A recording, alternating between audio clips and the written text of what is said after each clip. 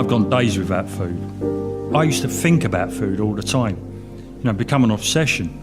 And sometimes, when it was raining, I'd go into the A&E department at North Middlesex Hospital. If I spent the night there, I was okay. The security guards would leave me alone. But I'd go to sleep thinking of my mum's cooking, believe it or not. And you'd wake up absolutely hungry. It did become an obsession.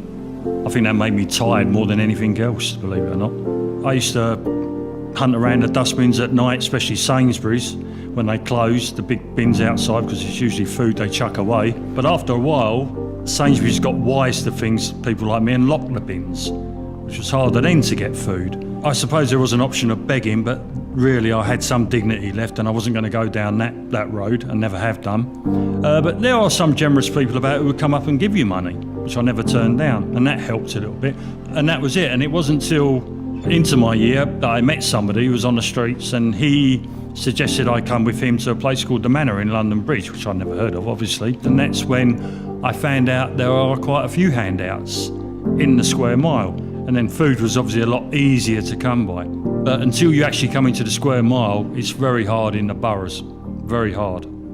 Sometimes when you sleep on the street, maybe you wake up in the morning and you find something, just maybe a croissant or a cup of tea, something. But sometimes this is not happen, and you have to do something by yourself. There is many associations to help the people, but something like maybe during the week, just 2 hours. Many times I used to live in the street just with breakfast, because I go to the association to open in the morning. It was like breakfast and lunch in the same time, and for the rest of the day, nothing.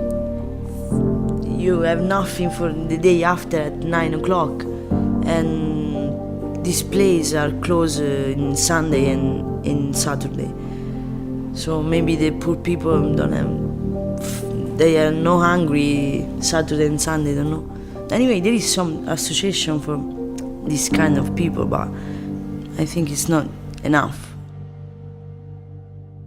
In 1976, the UK ratified the Convent on Economic, Social and Cultural Rights of the United Nations. As a member, the UK must recognise the rights of everyone to an adequate standard of living, including food. The Food and Agriculture Organisation has said that states should consider, along other things, establishing and maintaining food safety nets to protect those who are unable to provide for themselves.